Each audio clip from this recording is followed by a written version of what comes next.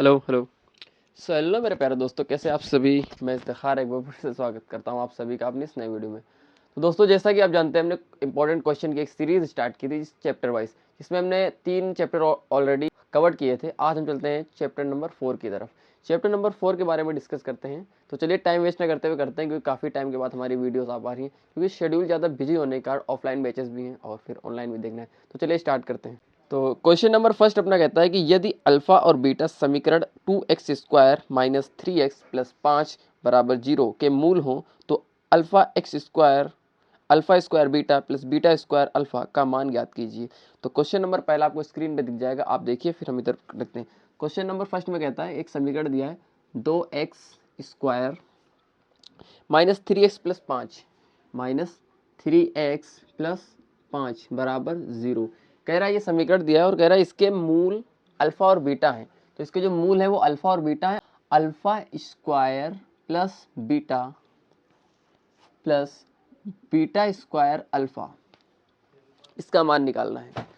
तो ये समीकरण दिया है, इसका मान निकालना है। तो कैसे निकालें, पहले इसको थोड़ा सा हम सही कर लेते हैं। तो इसको हम कैसे लिखेंगे, अल्फा, देखिए इसमें भी अल्फा है और इसमें भी बीटा है, इसमें भी बीटा है इसमें भी अल्फा है। तो इसको कॉमन निकाल लेते हैं, अल्फा और बीटा मिल जाएगा कॉमन। तो इधर से 2 अल्फा है, एक बाहर आ गया, अंदर एक अल्फा बचा।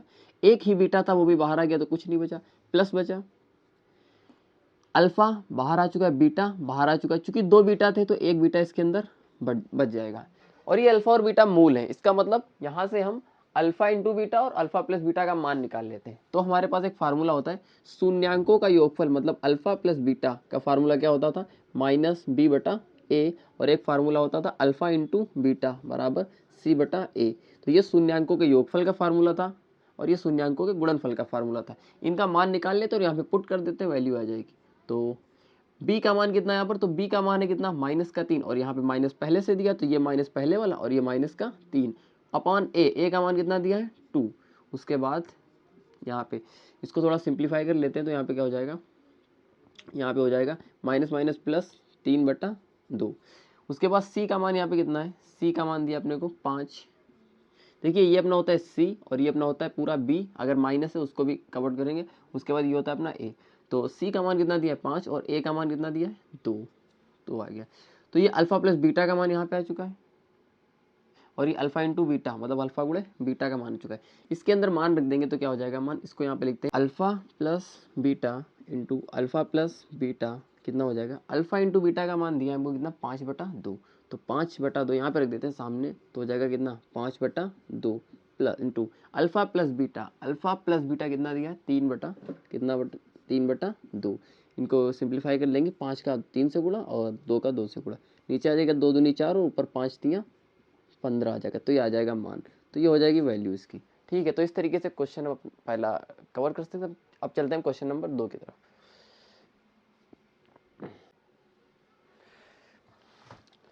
तो क्वेश्चन नंबर 2 अपना है, कह रहा है कि यदि द्विघात समीकरण x square plus 3x minus P बराबर 0 का एक मूल 2 है, तो p का मान ज्ञात कीजिए।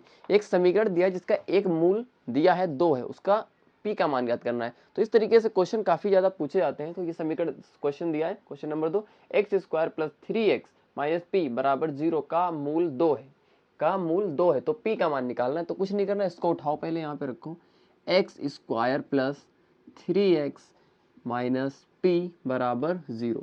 इसका एक मूल दिया है 2, तो क्या करेंगे आप, यहाँ पे रख दीजिए, यहाँ पे क्या रख दीजिए, पुटिंग का मतलब होता है रखने पर, पुटिंग x इक्वल टू कितना 2 रखने पर, x की जगह पे आप 2 रख देंगे। x की जगह पे जैसे ही 2 रखेंगे और ये 0 के बराबर है, तो p का मान निकल आएगा। तो x की जगह पे क्या रखेंगे 2, तो 2 का हो जाएगा स्क्वायर प्लस 3, x की जगह पे रखेंगे कितना 2 माइनस p बराबर 0, 2 दूनी 4 हो जाएगा, 3 दूनी 6 हो जाएगा, माइनस p बराबर 0। तो 6 4 कितना हो जाएगा 10 माइनस p बराबर 0। तो p को यहीं पे ऐसे रखा रहने देंगे और ये 10 को उठा के उस साइड लेके आएंगे, तो माइनस का 10 हो जाएगा, माइनस से माइनस कैंसिल हो जाएगा, तो p बराबर आ जाएगा 10। तो कह रहा था p की वैल्यू फाइंड कीजिए, तो p की वैल्यू आ गई है कितनी 10। तो इस तरीके से क्वेश्चन नंबर 2 भी हो गया। अब चलते हैं क्वेश्चन नंबर 3 की तरफ। तो क्वेश्चन नंबर 2 भी देखा आपने, चलते हैं क्वेश्चन नंबर 3 की तरफ। क्वेश्चन नंबर 3 कहता है एक द्विघात समीकरण 4x square minus 6x plus 5 बराबर 0। तो एक द्विघात समीकरण है 4x की पावर 2 माइनस 6x प्लस 5 बराबर 0 का विविक्तकर ज्ञात करना है, मतलब डिस्क्रिमिनेंट ज्ञात करना है, और फिर उसके मूलों की प्रकृति ज्ञात करना है। तो उसकी मूलों की प्रकृति ज्ञात करना है, तो मूलों की प्रकृति ऐसे नहीं ज्ञात होती है, तो उसके लिए कोई रूल होता है, यहाँ पे लिखा गया। अगर देखिए विविक्तकर मूलों की प्रकृति निकालने के लिए विविक्तकर निकालना पड़ेगा, और विविक्तकर निकालने का फार्मूला होता है आपका डी बराबर होता है आपका डी बराबर बी स्क्वायर माइनस 4ac, ये होता है मूलों की प्रकृति निकालने का फार्मूला। विविक्तकर निकालने को बोले तब भी यही फार्मूला, और प्रकृति निकालने को बोलेगा तब भी यही फार्मूला होगा। देखिए अगर डी का मान लास्ट में वैल्यू जब निकालेंगे, अगर डी का मान बड़ा है 0 से, तो वो मूल होंगे आपके वास्तविक, और परिमेय अपरिमेय मतलब असमान होंगे। और अगर डी का मान 0 से छोटा है तो फिर काल्पनिक होंगे मूल, और अगर डी का मान बराबर है 0 के, मतलब 0 ही आ जाता है, तो आपके वास्तविक होंगे और समान होंगे। ठीक है, तो क्वेश्चन अपना करते हैं। क्वेश्चन दिया अपना 4x square minus 6x plus 5, 6x square sorry 4x square, question है अपना 4x square minus 6x plus 5 बराबर 0, ये क्वेश्चन है अपना।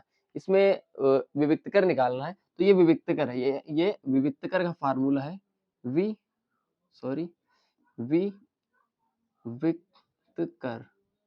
विविक्तकर।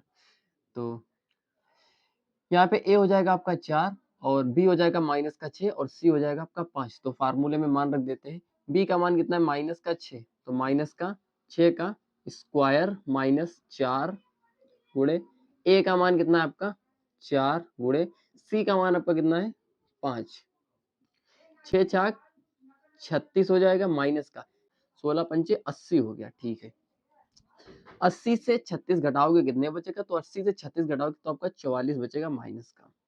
तो डी का मान आ जाएगा आपका माइनस का 44 आ जाएगा। तो देखिए माइनस का मतलब होता है कि डी का जो मान है वो क्या है, छोटा है किससे, 0 से, और अगर डी का मान 0 से छोटा है तो उसके मूल कैसे होंगे, काल्पनिक होंगे। तो लिख देना क्या, काल्पनिक है, ये काल्पनिक। पूछ रहा तो मूलों की प्रकृति कैसी है, तो मूल इसके काल्पनिक होंगे, काल्पनिक मतलब इमेजिनरी होंगे। चलिए क्वेश्चन नंबर, तो दोस्तों क्वेश्चन नंबर 3 देखा, क्वेश्चन नंबर 4 की तरफ चलते हैं। क्वेश्चन नंबर 4 कहता है x square minus 7x plus 12 बराबर 0, एक्स की पावर 2 माइनस 7x प्लस 12 बराबर 0 के मूलों के व्युत्क्रमों का योग ज्ञात करना है। एक्स द्विघात समीकरण दिया है x square minus 7x plus 12 बराबर 0, कह रहा है के मूलों के व्युत्क्रमों का योग। देखिए इसके जो मूल होंगे वो हमने मान लिया क्या है, माना मूल है इसके अल्फा और बीटा इसके मूल है। अब इसके मूलों का व्युत्क्रमों का योग, तो इसका व्युत्क्रम क्या होगा, तो 1 अल्फा हो जाएगा, और इसका व्युत्क्रम क्या होगा, 1 बीटा हो जाएगा, व्युत्क्रम हो गया। तो ये मूलों का व्युत्क्रम हो गया, इसका योग, तो मूलों के व्युत्क्रमों का योग मतलब प्लस करना, तो इसका मान निकालना है। तो इसका मान निकालने से पहले इसको थोड़ा सा सॉल्व करते हैं। तो सॉल्व करेंगे क्या हो जाएगा, ये यहाँ पर अल्फा बीटा ले लेंगे हम, क्या लासा, तो अल्फा बीटा हो गया लासा, बीटा उधर जाएगा अल्फा इधर जाएगा, तो बीटा प्लस अल्फा। इसको हम ऐसे भी लिख सकते हैं, अल्फा को पहले लिख देंगे प्लस बीटा लिख दिया अपान अल्फा प्लस बीटा लिख दिया। तो ये मूलों का व्युत्क्रम निकालने के लिए हमको ये चीज चाहिए, अल्फा इंटू बीटा चाहिए और अल्फा प्लस बीटा चाहिए।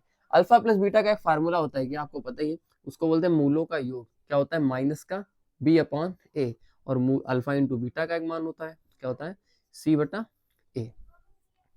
मान रख देंगे, बी का मान कितना है, माइनस का 7, तो हो जाएगा, देखिए माइनस वहां पर है और माइनस यहाँ पर, तो माइनस माइनस प्लस का हो जाएगा 7, और ए का मान कितना दिया, कुछ नहीं, तो 1 हो जाएगा, तो आंसर आ जाएगा अपना 7।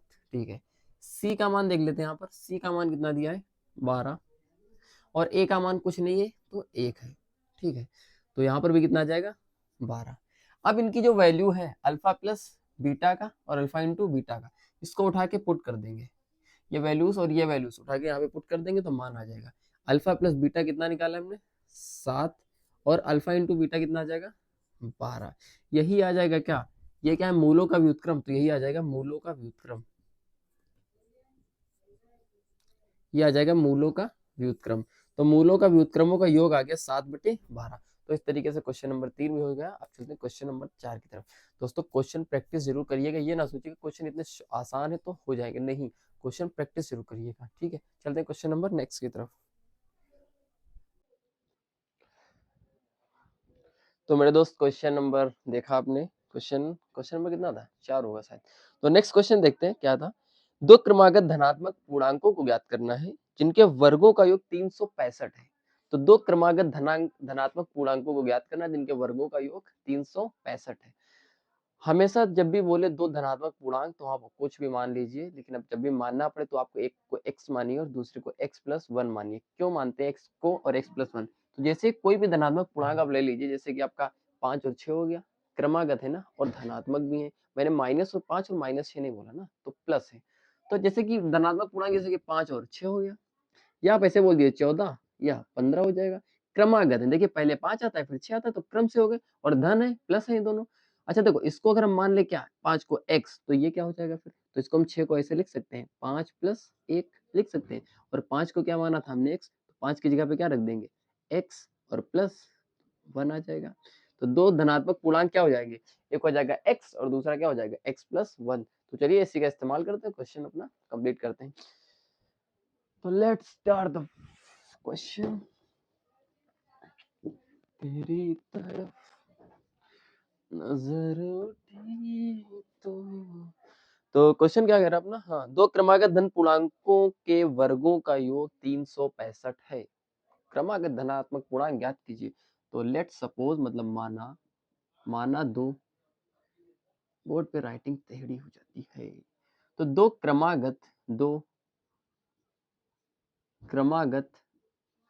मतलब क्रम से धनात्मक पूर्णांक।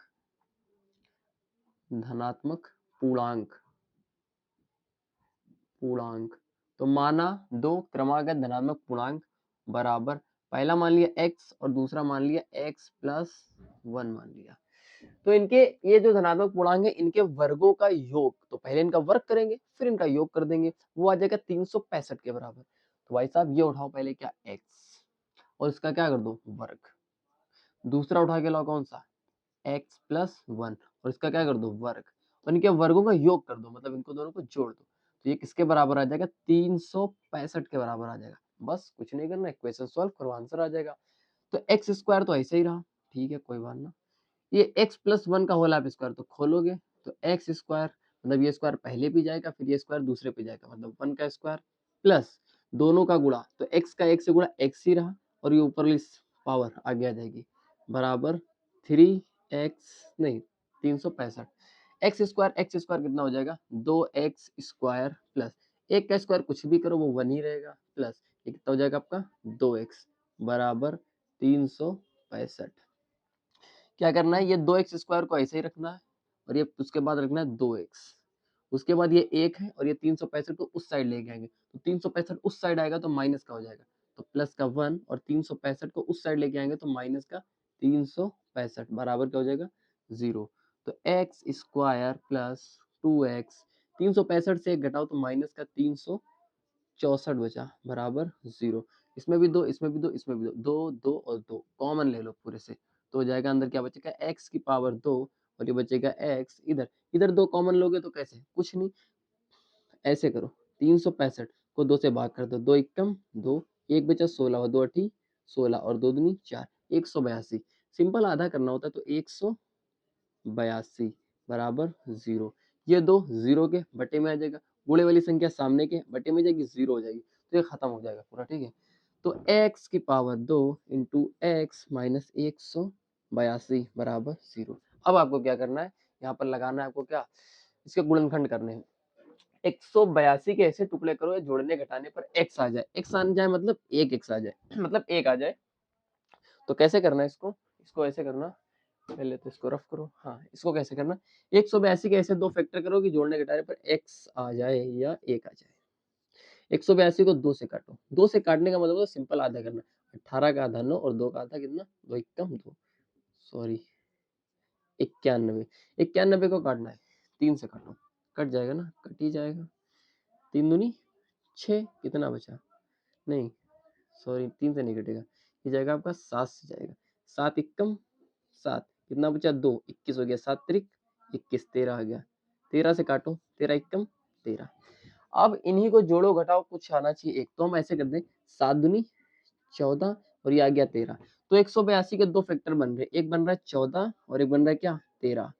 14 को 13 से, देखो ये बन गया 14 और ये बन गया 13, 14 को 13 से गुणा करेंगे तो आ जाएगा 182, मतलब गुणा करने पर वही संख्या आ गई। और इसमें से अगर घटा दें 14 माइनस 13, 14 से अगर 13 घटा देते तो आ जाएगा आपका 1। तो बस यही, जहाँ पे 1 है वहां पर तो 14 माइनस 13 तो हो जाएगा x की पावर 2 प्लस 1 की जगह पे क्या रखोगे 14 माइनस 13, तो 14x माइनस 13x, क्योंकि वहां पे 1x था ना, तो इसमें भी x और इसमें भी x। उसके बाद माइनस 182 बराबर 0। उसके बाद मेरे दोस्त दो दो के फैक्टर बनाया, दो दो के फैक्टर बनाया। अच्छा आपको पता है ये जो गुणनखंड हमने किया है इस तरीके से किया, तो क्यों किया? वो इसलिए किया कि पहले हमारे पास 3 पद थे, अब कितने हो गए 4। देखो 1 2 3 थे, अभी कितने 1 2 3 4 है, तो इसीलिए करना पड़ता है ना। दोनों में x से x कॉमन ले लो तो अंदर बचा x into x plus 14 minus, दोनों में 13 कॉमन ले लेंगे और साथ में माइनस भी कॉमन ले लेंगे, तो अंदर बचेगा क्या x, और माइनस कॉमन लिया ना तो अंदर वाला प्लस हो जाएगा। 13 कॉमन लेंगे 182, तो कितना बचेगा 14 बचेगा। क्यों 14 बचेगा? क्योंकि भाई 182 के दो ही टुकड़े हैं, एक 14 और एक 13, जब 13 बाहर आ जाएगा तो अंदर 14 ही तो बचेगा। चलो इधर x प्लस 14 कॉमन ले लो तो बचेगा x प्लस 14, अंदर क्या बचेगा x, ये तो आ गया बाहर तो अंदर क्या बचा x, और ये भी आ जाएगा कहाँ बाहर, तो अंदर क्या बचेगा माइनस का 13 बराबर 0।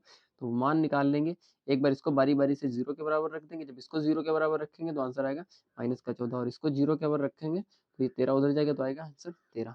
तो x के दो मान आ गए, एक मान आ गया आपका कौन सा माइनस का 14 और एक आ गया 13। क्योंकि हमको धनात्मक पूर्णांक लेने थे तो ये तो होगा नहीं, तो हम 13 ले लेंगे x का मान।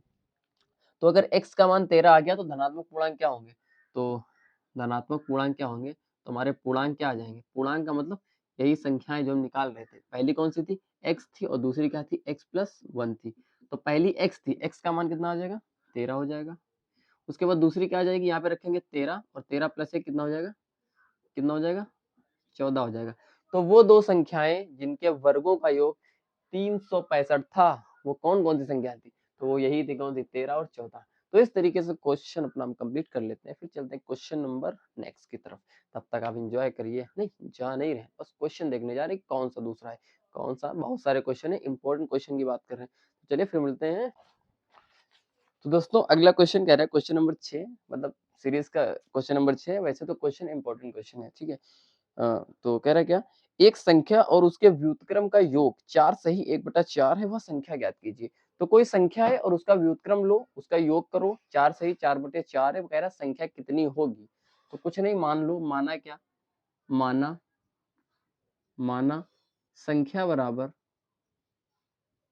माना संख्या बराबर हमने क्या x। अब इस संख्या का व्युत्क्रम ले लो, संख्या का व्युत्क्रम, संख्या का व्युत्क्रम बराबर क्या हो जाएगा 1/x। अकॉर्डिंग टू क्वेश्चन क्या कह रहा है, क्वेश्चन क्या कह रहा है, कह रहा है संख्या और उसका व्युत्क्रम का योग 4 सही 1/4 है। मतलब ये तो रही संख्या x, ठीक है, ये तो हो गई संख्या x, इसका व्युत्क्रम, इसी संख्या का व्युत्क्रम ले लो, तो व्युत्क्रम ये रखा है कितना 1/x। अब इनका योग करना है, मतलब प्लस करना है, क्या जाएगा आपका 4 सही 1/4 के बराबर। अब हमको संख्या निकालनी, मतलब यही संख्या निकालनी, मतलब x निकालना है कितना होगा। तो कुछ नहीं, इसको सॉल्व करिए आंसर आ जाएगा। इसको सॉल्व करेंगे तो यहाँ पे हो जाएगा x, यहाँ पे हो जाएगा आपका कॉमन, x हो जाएगा आपका कॉमन x, और ये x जाएगा इधर गुणा होगा तो x की पावर 2 प्लस 1 बराबर हो जाएगा 4 चक्कू 16 में एक जोड़ दे कितना हो गया 17, 17/4। इसको क्रॉस मल्टीप्लाई कर लेंगे तो हो जाएगा 4 का x से गुणा हो जाएगा 4x की पावर 2 प्लस 4 का x से गुणा 4 एकम 4, x का गुणा 17 से हो जाएगा 17 एकम 17। जिधर ये तीर जा रही है ऊपर का और जिधर ये तीर आ रही है इधर नीचे का, ऐसे गुणा होता है। 17 को उस साइड लेके जाओ तो हो जाएगा 4x की पावर 2 प्लस 17 उस साइड आएगा तो माइनस का 17 हो जाएगा माइनस 17x बराबर, बराबर नहीं, प्लस ये 4 प्लस 4 बराबर 0। अब क्या करते हैं, इस 4 को और इस 4 को मल्टीप्लाई करेंगे तो हो जाएगा कितना अपने पास 16। 16 के ऐसे दो टुकड़े करने कि जोड़ने या घटाने पर 17 आ जाए, तो हम 16 को ऐसे लिख सकते हैं 16 गुणे 1, 16 एकम 16 आ जाएगा, और यही 16 में एक ये जोड़ देंगे तो 17 हो जाएगा। मतलब कोई दो संख्या ऐसी लेनी है कि गुणा करने पर वही संख्या आ जाए और जोड़ने घटाने पर ये बीच वाली संख्या आ जाए। तो हम क्या लेंगे 16 प्लस, देखो 16 को 1 से गुणा करेंगे आ जाएगा क्या 16 ही आ जाएगा। इसी 16 में अगर हम 1 को जोड़ देंगे तो क्या हो जाएगा 17 हो जाएगा, और 17 हमारी बीच वाली संख्या। तो हम लिख देंगे 17 की जगह पर क्या 16 प्लस 1 तो हो जाएगा 4x² into 16 plus 1 into x plus 4 बराबर 0। इसको सॉल्व करेंगे तो हो जाएगा 4x², x का मल्टीप्लाई अंदर करेंगे तो हो जाएगा 16x, माइनस अंदर आएगा तो माइनस x प्लस 4 बराबर 0। ये x अंदर गया तो 16 में गया और ये x 1 के पास गया, ये माइनस से अंदर आ जाएगा। तो यहाँ पर दो फैक्टर बन गया आपका, एक ये और दूसरा बन गया ये। इसमें 4 है, इसमें 16 है तो मतलब 4 कॉमन, इसमें x² है, इसमें x इसका मतलब x भी आपका कॉमन। तो 4 तो बाहर आ गया, कुछ नहीं बचा अंदर। 2x में से 1 बाहर आ गया तो अंदर 1x बचा, माइनस बचा। 4 का पड़ा 16 में पड़ी है, 4 चक्कू 16, ये x था वो तो बाहर चला गया तो इतना बचा। इसमें देखिए x है, इसमें नहीं है, इसमें 4 है, इसमें नहीं है, तो कुछ कॉमन नहीं है, तो कुछ कॉमन नहीं तो माइनस कॉमन ले लो और 1 लिख लो। इसे अंदर सेम रहेगा, मतलब x रहेगा और ये 4 रहेगा। क्योंकि माइनस कॉमन लिया तो अंदर का चिन्ह बदल जाएगा, प्लस था तो माइनस का हो गया बराबर 0। अब देखिए x minus 4 x minus 4 same है, हमेशा सेम ही आएगा। इसको बाहर निकाल लीजिए, x माइनस 4 आ गया बाहर, उसके बाद बाहर हो गया कितना 4x, x माइनस 4 ये भी बाहर आ गया, अंदर कितना बचा प्लस माइनस का 1 बराबर 0। अब इनको बारी बारी से 0 के बराबर रखेंगे तो x माइनस 4 बराबर 0 और 4x माइनस 1 बराबर 0। पहले आ जाएगा x माइनस 4 आ गया और इसमें आ जाएगा 4x बराबर हो जाएगा 1। तो x बराबर आ जाएगा कितना, ये 4 आ जाएगा, इसके बटे में तो हो जाएगा 1/4 आ जाएगा। अब यहाँ पे आप देखिएगा x के दो मान आ रहे हैं, एक तो आ रहा है 4 और दूसरा आ रहा है 1/4। कौन सा मान सही है, क्योंकि x तो एक ही है, या तो 4 सही है या तो 1/4 सही है। कौन सा सही है कुछ समझ में नहीं आ रहा। तो क्या करेंगे, देखो अगर इधर x और 1/x का मान रख देते, मतलब इधर x की वैल्यू रख देते, पहले 4 रख के देखेंगे यहाँ पे और यहाँ पे और उसको हल करेंगे। अगर मान इतना आ रहा है तो इसका मतलब ये 4 सही है, मतलब ये वैल्यू सही है। उसके बाद 1/4 रख के देखेंगे, अगर 1/4 और यहाँ पर 1/4 रखने पर सही आ रहा है तब भी सही है। ऐसा भी हो सकता है दोनों मान भी सही हो सकते हैं। तो हम ऐसे लिख लेंगे, अतः अतः वह संख्या वह संख्या वह संख्या बराबर क्या हो जाएगा 4 या 1/4 होगी। बस ऐसे ही हो जाएगा क्वेश्चन। तो इस तरीके से क्वेश्चन नंबर 6 भी सॉल्व हो गया। चलते हैं क्वेश्चन नंबर x की तरफ। थोड़ा शोर ज्यादा हो रहा है क्योंकि बाहर हमारे घर में आज थोड़ा सा फंक्शन है छोटा सा, और फिर भी मैं वीडियो रिकॉर्ड कर रहा हूँ तो समझ सकते हैं आप। चलिए हम अगले क्वेश्चन मिलते हैं, तब तक के लिए इसको राइट करिए। तुझे कितना चाहने लगे हम, तेरे साथ हो जाएंगे खत्म। तो क्वेश्चन नंबर 6 था ना, क्वेश्चन नंबर 6 या 7 जो भी था, कोई वो नहीं है, ठीक है। तो क्वेश्चन नंबर जो भी था हमने कंप्लीट किया, ठीक है। अब चलते हैं नेक्स्ट क्वेश्चन की तरफ। नेक्स्ट क्वेश्चन बहुत इंपॉर्टेंट क्वेश्चन है, वो कह रहा है x minus 1/x is equal to 3 के मूल ज्ञात कीजिए। तो क्वेश्चन क्या है अपना, क्वेश्चन नंबर तो पता नहीं तो कह दो हैशटैग, हैशटैग का मतलब इंपॉर्टेंट क्वेश्चन, ठीक है। तो x minus 1/x equal to 3 के मूल ज्ञात करना है, के मूल।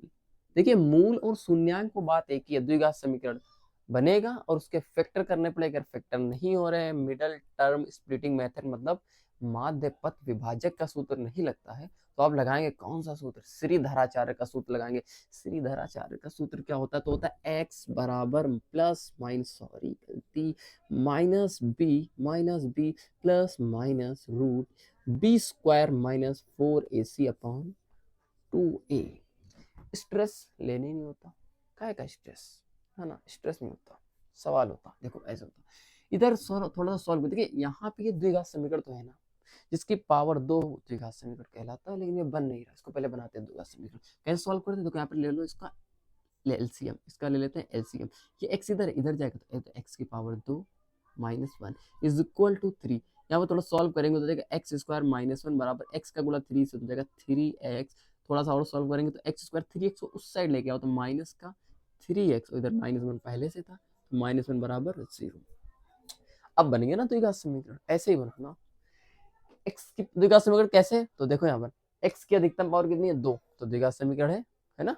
ठीक है चलो, यहाँ पर a का मान कितना है, तो a का मान होता है जो इसके आगे होता है कुछ नहीं है, तो भाई साहब 1 हो जाएगा। यहाँ पर b का मान ये होता है, b का मान कितना है आपका -3, और मैं पूछूं c का मान, तो c का मान 1 है, लेकिन आगे माइनस है तो -1, इसके अंदर मान रखो, आंसर आ जाएगा माइनस का b कितना है -3 plus minus root b square -3 का स्क्वायर -4ac, a कितना है आपका 1 और c कितना है आपका -1 अपॉन 2a, a का मान कितना है 1।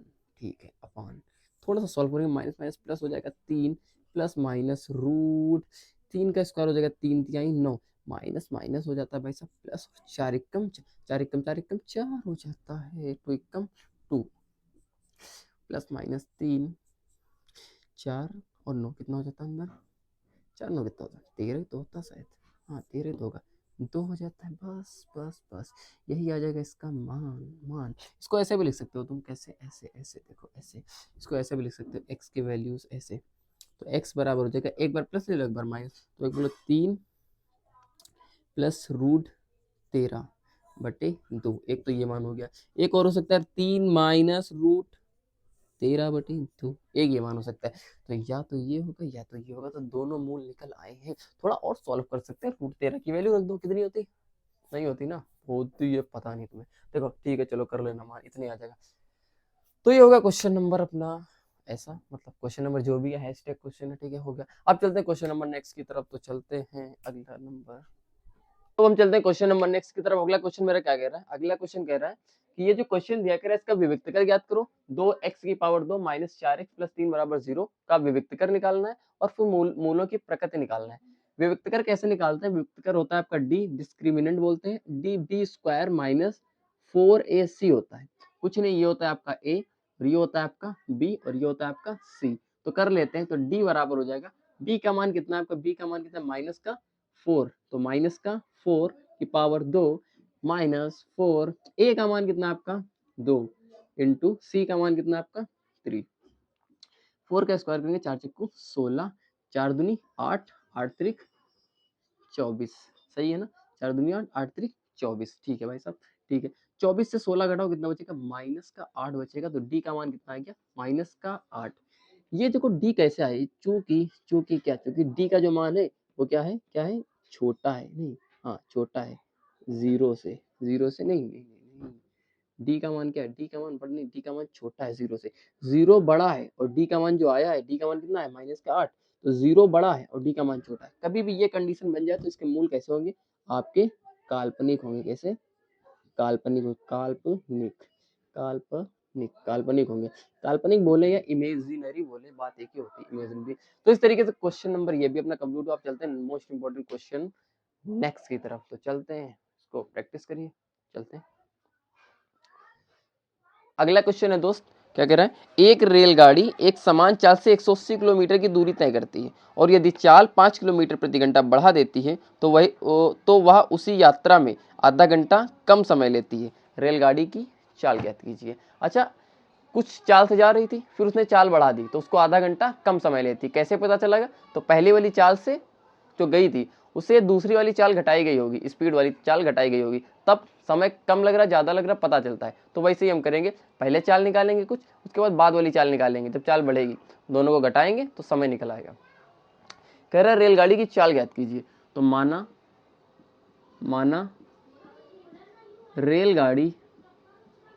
रेलगाड़ी की चाल बराबर कितना मान लिया, x किलोमीटर प्रति घंटा, ठीक है। अब आ जाते हैं अकॉर्डिंग टू क्वेश्चन से, सूत्र का प्रयोग करेंगे, दूरी बराबर चाल, दूरी बटे चाल बराबर समय, दूरी बटे चाल बराबर समय का सूत्र प्रयोग करेंगे। तो अकॉर्डिंग टू क्वेश्चन क्या कहता है, दूरी टोटल कितनी जा रहा है, कुल दूरी कितनी जा रहा है, ये क्वेश्चन में कुल दूरी कौन जा रहा, रेलगाड़ी जा रही, कुल दूरी कितनी जा रही रेलगाड़ी 180 किलोमीटर, तो यहाँ पे रख देते हैं दूरी कितनी है 180 किलोमीटर और चाल कितनी है उसकी x चाल है। उसके बाद यही रेलगाड़ी फिर से जाती है, मतलब कोई रेलगाड़ी 180 किलोमीटर जाती है x की चाल से, उसके बाद यही रेलगाड़ी फिर जाती है कितना, फिर दूरी कितना चलती है 180 किलोमीटर। लेकिन इस बार दूरी, इस बार जो इसकी चाल है, चाल पहले चाल कितनी थी x थी, अभी चाल जो ये है ये चाल बदल चुकी है, ये इस चाल में 5 किलोमीटर प्रति घंटा बढ़ गया है। मतलब पहले चाल x थी, अब चाल कितनी हो गई 5 किलोमीटर प्रति घंटा बढ़ गई। अब अगर चाल बढ़ेगी तो समय कुछ घटेगा, कितना समय घटेगा, तो यहाँ पर पहले की चाल माइनस माइनस कर देंगे, पहले की चाल माइनस दूसरी बाद की चाल, और बराबर कितना समय कम लगा, तो ये 1/2 समय कम लगता है।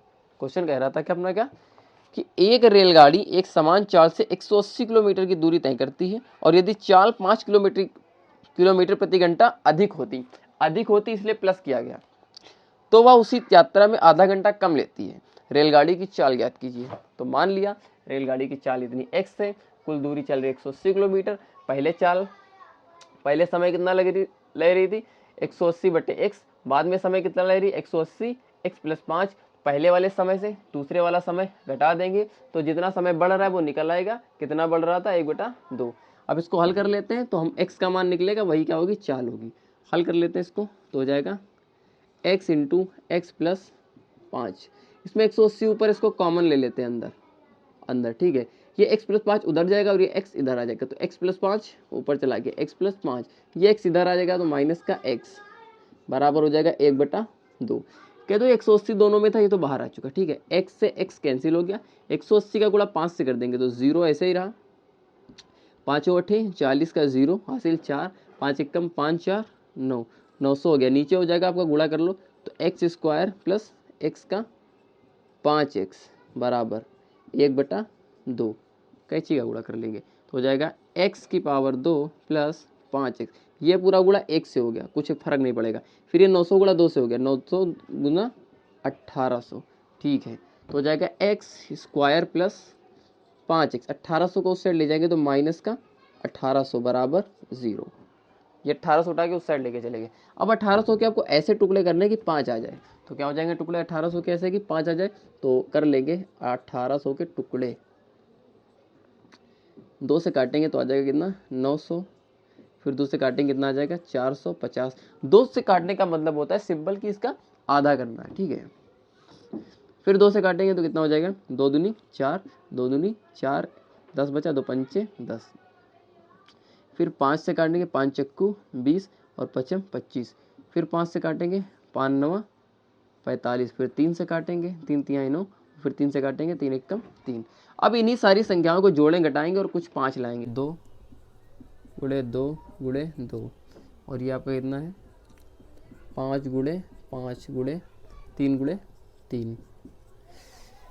कैसे करेंगे, तो करना तो है ही, देखो 5 × 15 × 45, ठीक है, 5 दूनी 10, दूना 20 या 30, 5 दूनी 10, 10 दूना 20, 20 दूनी 40 हो जाएगा, 40 बन गया, ठीक है, 5 × 15 × 45 बन गया, ठीक है, आ गया। अब इस 45 से ये 40 घटा देंगे तो आ जाएगा कितना अपने पास 5 आ जाएगा, बस यही हो गया। x² ऐसे बनता, x² तो हो जाएगा 45x - 5x - 1800 बराबर 0। 2 का ये जोड़ा बना, 2 का ये जोड़ा बना, x कॉमन ले लिया तो अंदर बचा x और 45 बचा, इधर माइनस कॉमन लिया और ये 5 दोनों में कॉमन ले लेंगे, तो जब माइनस कॉमन लिया तो अंदर बदल जाएगा प्लस हो जाएगा, और इधर 5 तो बाहर आ गया, अंदर क्या बचा x। 1800 से 5 कॉमन ले लिया तो कितना बचेगा, 1800 से 5 कॉमन ले लिया, कितना बचेगा 45 बचेगा क्या, अरे गलती हो गई, 45 यहाँ पे 45 और 40 है टुकड़ा, सॉरी 40 है यहाँ पर, तो इसमें 40 कॉमन लेंगे, तो जब 40 कॉमन ले लेंगे अंदर, तो 1800 से 40 कॉमन लिया तो 45 बचेगा। अब सही है, तो x + 45 और x + 45 को बाहर निकाल लेंगे, क्योंकि दोनों में सेम है ना, तो बाहर निकाल लेंगे। देखिए कुछ चीज़ें छोड़नी पड़ती हैं इसलिए, क्योंकि इतने क्वेश्चन बता चुके हैं, तो ज़्यादातर क्वेश्चन आपकी समझ में आ रहे होंगे ना। तो x + 45 कॉमन ले लिया तो अंदर क्या बचा आपका x बचा, और x + 45 इधर करा तो अंदर क्या बचा माइनस का 40 बचा बराबर 0। बारी बारी से 0 के बराबर रख देंगे, इधर रख देते हैं, थोड़ा सा इसको रफ कर लेंगे, है ना। तो पहले बचा x + 45 बराबर 0, और एक हो जाएगा x - 40 बराबर 0, तो x उधर लेंगे तो माइनस का 45, और यहाँ पे क्या हो जाएगा 40 को उधर लेंगे तो हो जाएगा 40। तो ये आंसर आएगा x का मान 40। और यहाँ पे x का मान आ रहा है माइनस का 40। देखो चाल कभी भी माइनस में नहीं हो सकती, तो ये तो आंसर होगा नहीं। और ये आ गया x का मान 40। इसका मतलब जो रेलगाड़ी की चाल थी वो कितनी थी x, और x का मान आ गया 40। इसका मतलब रेलगाड़ी की चाल 40 किलोमीटर प्रति घंटा थी। देख दो, अतः रेलगाड़ी की चाल बराबर कितनी हो जाएगी, कितनी मानी थी, x मानी थी, x किलोमीटर प्रति घंटा, और x का मान कितना आ गया 40, तो हो जाएगी कितनी 40 किलोमीटर प्रति घंटा। तो ये आ गया रेलगाड़ी की चाल 40 किलोमीटर प्रति घंटा। तो इस तरीके से क्वेश्चन नंबर ये भी कंप्लीट हो गया। और चलते नेक्स्ट क्वेश्चन की तरफ। इसको प्रैक्टिस जरूर करिएगा, मोस्ट इंपॉर्टेंट क्वेश्चन मेरे हिसाब से है और ये बहुत बार पूछा भी गया क्वेश्चन है। तो चलिए हम चलते हैं अपने नेक्स्ट क्वेश्चन की तरफ। तो दोस्तों फाइनली अपना लास्ट क्वेश्चन है, और लास्ट क्वेश्चन ये जो है बहुत इंपॉर्टेंट क्वेश्चन है, और मुझे लगता है ये क्वेश्चन इस बार फिर पूछा जाएगा, क्योंकि ये 2014, 15, 16 और 18 और फिर 20 में पूछा जाने वाला मोस्ट इंपॉर्टेंट क्वेश्चन है। और तो क्वेश्चन नाव और धारा वाला है। तो पहले तो इसके बारे में कुछ जान लीजिए। कभी भी धारा और नाव से रिलेटेड सवाल आ जाए तो कैसे देखते हैं। देखो मान लो धारा की चाल, देखो पानी में नाव की चाल और धारा की दो चालें होती हैं। जिधर धारा जा रही है, ऐसे सुनो, मान लो धारा की चाल है, धारा की चाल है आपकी x, और नाव की चाल है, नाव की चाल मतलब स्पीड y मान लिया। तो कभी भी धारा और नाव से रिलेटेड सवाल आए तो धारा की चाल अगर x है और नाव की चाल y है, तो देखो जिधर धारा चल रही है उधर ही अगर नाव चल रही है तो दोनों की चाल क्या हो जाएगी, जुड़ जाएगी, क्योंकि दोनों एक साथ जा रहे हैं। तो उसके हिसाब से क्या होगा, उसको बोलेंगे धारा के अनुकूल। अनुकूल मतलब धारा की तरफ जा रही है नाव। तो धारा के अनुकूल चाल, धारा के अनुकूल चाल क्या हो जाएगी, दोनों जुड़ जाएंगी x प्लस वाई। ठीक है। उसके बाद ऐसा भी हो सकता है पानी इधर जा रहा और नाव उधर वापस इधर आ रही। तो नाव इधर जा रही और पानी इधर जा रहा, तो क्या होंगे, नाव इधर जा नहीं, पानी इधर जा रहा और नाव इधर जा रही, तो एक दूसरे के विपरीत है ना, तो इसको बोलेंगे प्रतिकूल। अच्छा एक बात बताओ, प्रतिकूल होने पर भी धारा नाव को अपने साथ बहा ले जाएगी कि नाव धारा के विपरीत निकल जाएगा। तो हमेशा ऐसा होता है, पानी उल्टी दिशा में चलता जरूर है लेकिन फिर भी नाव उल्टी दिशा में चली आती। इसका मतलब किसकी चाल ज्यादा होगी, तो नाव की चाल ज्यादा होगी, तभी तो नाव धारा की विपरीत दिशा में चली है, क्योंकि धारा इधर जा रही थी और नाव उसके विपरीत आ गई। इसका मतलब नाव की चाल ज्यादा है तभी तो उस साइड आ पा रही। अगर धारा की चाल ज्यादा होगी तो वो नाव को साथ में बहा ले जाती। तो ऐसी कंडीशन में पहले क्या होगा, जब भी बोलेंगे प्रतिकूल, धारा के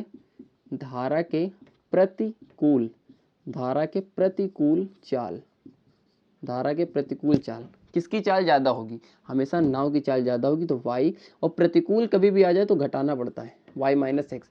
तो नाव की चाल से धारा की चाल घट जाएगी, इसको बोलते हैं धारा के प्रतिकूल चाल। तो हम देख लेते हैं क्वेश्चन अपना। क्वेश्चन क्या कहता है, एक नाव की शांत जल में चाल 15 किलोमीटर प्रति घंटा है। नाव को धारा की दिशा में जाने में 30 किलोमीटर जाने में, मतलब नाव 30 किलोमीटर जाती है और फिर 30 किलोमीटर वापस लौट के आती है, तो उसको टोटल लगता है 4 घंटे 30 मिनट। धारा की चाल ज्ञात करना है, और नाव की चाल दी है कितनी, 30 किलोमीटर प्रति घंटा, और कुल कितनी दूरी जाना है, 30 किलोमीटर जाना है। कुल कितना समय लगता है, तो कितना समय लगता है, 4 घंटे 30 मिनट लगता है। तो पहले दिया क्या है, क्या दिया है, तो दिया है आपका क्या, जल में चाल, नाव की चाल क्या दिया आपका, नाव की चाल कितनी दी है, 15 किलोमीटर प्रति घंटा। नाव की चाल दी है 15 किलोमीटर प्रति घंटा। तो धारा की चाल मान लो, माना धारा की चाल बराबर कितना, x किलोमीटर प्रति घंटा। यह कह रहा है क्वेश्चन, नाव धारा के साथ जाती है और फिर नाव वापस लौट के आती है। तो ऐसे बोलेंगे, नाव की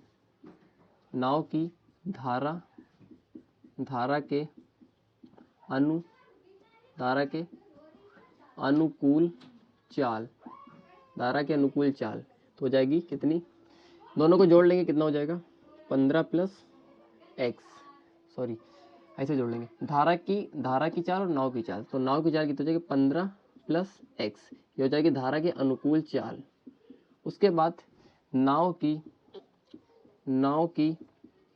धारा के प्रतिकूल चाल कितनी, प्रतिकूल चाल का मतलब देखो ऐसे समझो, ये तो पानी की दिशा है और ऊपर है ये आपकी नाव, ये नाव की दिशा है। जब दोनों साथ में जाएंगे नाव की चाल कितनी है 15 और धारा की चाल कितनी है x। जब दोनों एक दिशा में जाएंगे ये दोनों क्या हो जाएंगे, जुड़ जाएंगे, तो जोड़ के लिख दिया। उसके बाद धारा के प्रतिकूल चाल, मतलब धारा तो उधर ही जा रही थी लेकिन नाव इस बार क्या हो रही, इस बार नाव वापस आ रही, नाव आ पा रही, इसका मतलब नाव की चाल क्या होगी, ज्यादा होगी 15, और धारा अपनी दिशा में है, मतलब इस बार दोनों एक दूसरे के विपरीत है तो घटेगा, तो धारा के प्रतिकूल चाल हो जाएगी 15 माइनस एक्स किलोमीटर प्रति घंटा। ठीक, अब हम बात करते हैं, कह रहे हैं नाव को जाने में और आने में लगा कुल समय, नाव को जाने व आने में लगा कुल समय, कितना कुल समय लग रहा है, तो 4 घंटे, देख लेते हैं क्या हो जाएगा, हाँ 4 घंटे 30 मिनट लग जाता है। कितना लग जाता है, 4 घंटे 30 मिनट। अच्छा, जाने में, नाव को जाने में, तो नाव को जाने मतलब धारा के अनुकूल चाल, नाव की धारा के अनुकूल चाल, वही तो जाने में तो कितनी है आपकी, एक मिनट, नाव जाने व आने में लगा कुल समय, तो यहाँ पर एक सूत्र लगेगा, यहाँ पे समय दिया है और ये चालें हैं, तो कैसे लगाएंगे भाई, तो समय का फार्मूला होता है क्या, समय बराबर होता है क्या, देखिए समय बराबर क्या होता है, दूरी बटा चाल, हाँ ये सूत्र लगाएंगे। तो नाव को जाने में कितनी दूरी जा रही है नाव, तो दूरी जा रही है कितनी, एक बार में 30 किलोमीटर, और चाल कितनी है, तो चाल जाने में कितनी 15 प्लस एक्स, तो आ जाएगी 15 प्लस एक्स, जाने में वाह मतलब प्लस, आने में तो आने कितना वापस आती, तो 15 किलोमीटर, कितना वापस आएगी, जितनी दूरी गई उतनी दूरी वापस आएगी, कितनी दूरी गई थी 30 किलोमीटर, तो 30 ही दूरी वापस आएगी। उसके बाद चाल क्या होगी, आने मतलब प्रतिकूल चाल कितनी हो जाएगी 15 माइनस एक्स बराबर, यहाँ पर 4 घंटे और ये मिनट है, या तो घंटे में ले लो या तो मिनट में ले लो, ठीक है एक ही लेना पड़ेगा, तो मैं घंटे में लेता हूँ, तो 4 प्लस 30 मिनट का मतलब कितना, आधा घंटा, 1/2, इसमें 30 दोनों ऊपर है, कॉमन ले लिया, 30 अंदर क्या बचा, 1/15 प्लस एक्स बचा, प्लस 1/15 माइनस एक्स बचा बराबर, इसको सॉल्व कर लेते हैं, तो 4 दूनी 8 और 1 9/2 हो जाएगा, ठीक है। इसको सॉल्व कर लेते हैं आगे, तो हो जाएगा क्या 15 प्लस एक्स और 15 माइनस एक्स, ये इधर आ जाएगा 15 plus minus x plus 15 plus x, ये चीज़ उधर चली गई और ये चीज़ इधर आ गई, एक्स से एक्स कैंसिल हो जाएगा, ये हो जाएगा आपका 30 बराबर हो जाएगा 9/2, 15 और 15 कितना हुआ 30, 15 अंदर 30 नीचे हो जाएगा स्क्वायर, देखो ये a plus B a minus B, तो हो जाएगा a स्क्वायर मतलब 15 का स्क्वायर माइनस b स्क्वायर मतलब x का स्क्वायर बराबर 9/2, कट जाएगा यहाँ से, 3 एकम 3 3 तिहाई 9, 3 एकम 3 3 एकम 3 कट गया यहाँ से, ठीक है। ऊपर इधर कितना बचा 0 बचा मतलब 100 बचा, और नीचे कितना बचा 15 का स्क्वायर मतलब 225 माइनस एक्स स्क्वायर बराबर 1/2। तो सॉल्व कर लेते हैं, इस साइड में मार्कर बंद हो रहा है, दूसरा ले लेते हैं मार्कर, क्या होता, तो यहाँ पे इसको ऐसे क्रॉस मल्टीप्लाई कर लेंगे, तो 2 का गुणा 100 से हो जाएगा, तो कितना हो जाएगा 200 बराबर, इधर कितना हो जाएगा 225 माइनस एक्स स्क्वायर, हाँ ठीक है, तो हो जाएगा 225 माइनस का एक्स स्क्वायर, ठीक है 225 माइनस का एक्स स्क्वायर, ये 200 उधर जाएगा, ये एक्स स्क्वायर इधर आएगा, तो 225 माइनस 200 बराबर एक्स स्क्वायर, 200 से 225 चला गया तो बचाएगा अपना 25 का एक्स स्क्वायर। यहाँ पर 5 को ऐसा बनाओ कि जैसे इसकी पावर 2 है वैसे इसकी भी बन जाए, तो लिखेंगे 5 की पावर 2 बराबर एक्स की पावर 2, पावर 2 से पावर 2 कैंसिल हो गया, तो आ जाएगा 5 बराबर एक्स, और यही हमको निकालना था। हमको क्या निकालना था, धारा की चाल x जो मानी थी और वही x हमको निकालना था, और वही x आ गया कितना 5, इसका मतलब धारा की चाल आ गई, धारा की चाल धारा की चाल कितनी मानी थी हमने x, और x का मान कितना आ गया अपना 5। इसका मतलब धारा की चाल आ गई 5 किलोमीटर प्रति घंटा। तो इस तरीके से ये भी क्वेश्चन अपना कंप्लीट हो जाएगा। इसका मतलब धारा की चाल मतलब जो पानी की चाल थी वो 5 किलोमीटर प्रति घंटा थी। तो ऐसे ऐसे क्वेश्चन भी हो जाते हैं। तो ये बेहद इंपॉर्टेंट क्वेश्चन है, इसकी भी आप प्रैक्टिस करिए। फिर मिलते हैं आपको हम नेक्स्ट वीडियो में नेक्स्ट इंपॉर्टेंट क्वेश्चन के साथ, नेक्स्ट चैप्टर के साथ। तो चलिए अपना ख्याल रखिए, धन्यवाद। और हाँ, इस वीडियो को अपने दोस्तों के साथ शेयर करिए और हमें भी ऐसे आगे प्रमोट करिए। All the best.